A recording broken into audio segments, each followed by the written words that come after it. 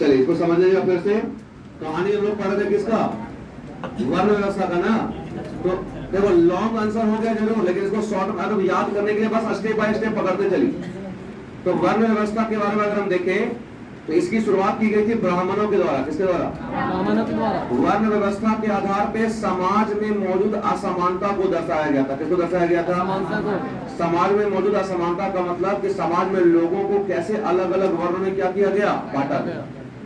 तो वर्ण व्यवस्था के उत्पत्ति यानी कि उसके जन्म की कहानी बताया गया है किसने हमें? ऋग्वेद में। किसको बताया गया? जो कि सबसे पुराना वेद है। तो ऋग्वेद का जो 10वां भाग यानी कि 10वां मंडल है, उसमें आपको स्टोरी दिया गया है किसका? वर्ण व्यवस्था का। किसका? वर्ण व्यवस्था।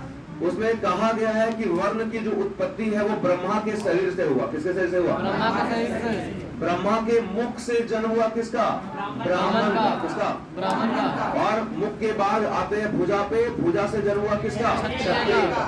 भुजा के नीचे जांग से जन्म हुआ किसका? वैश्य का। और पैर के तलवे से जन्म हुआ किसका? शूद्र का।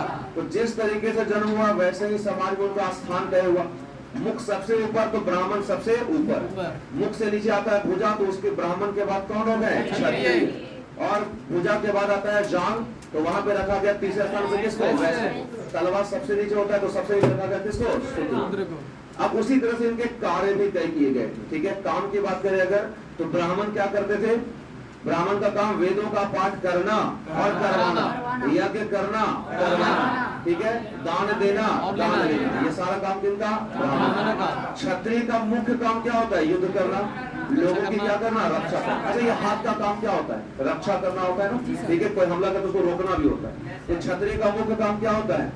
युद्ध करना और रक्षा करना लोगों की। लेकिन इसके अलावा वेद वो भी पढ़ सकते हैं, यज्ञ भी कर सकते हैं और दान भी दे सकते हैं। क्योंकि क्षत्रिय में हम रखते हैं किसको? राजा महाराजा। तो वो जब यज्ञ करवाते हैं, करते हैं नहीं, और दान भी देते हैं। तीसरे नंबर पे कौन आते हैं? वैश्य। इसमें हम लोग रखते हैं किसको? पशुपालन को, जो पशु मतलब जानवरों को जो चराते हैं, पशु का जो पालन करते हैं, चरवाहे जिसको एक्चुअली बोलते हैं, उनको रखा जाता है। कृषि करने वाले लोगों को रखा जाता है। कुछ व्यापारियों को भी हम इसमें रखते हैं। ये भी वेद पढ़ सकते हैं, ये भी यज्ञ कर सकते हैं, ये भी दान दे सकते हैं। और सबसे नीचे रखा गया किनको? शूद्र। क्योंकि तलवार का काम क्या होता है? पूरे शरीर का भार उठाना, वजन उठाना। तो शूद्र का भी काम क्या है? पहला जो 3 वर्ण था समाज में, ब्राह्मण, क्षत्रिय, वैश्य, इन तीनों की क्या करना? सेवा। समझ में आया? पहला जो 3 वर्ण है ब्राह्मण, क्षत्रिय, वैश्य, इनको क्या बोला गया? द्विज, यानी कि कितनी बार जन्म लेने वाले? 2 बार। और वर्ण जो है ये जन्म पे आधारित है। किस पे? जन्म के आधार पे आपको वर्ण की में क्या किया जाता है? रखा जाता है। समझ में आया? तो ये था पूरा कहानी किसका? वर्ण व्यवस्था। ठीक है,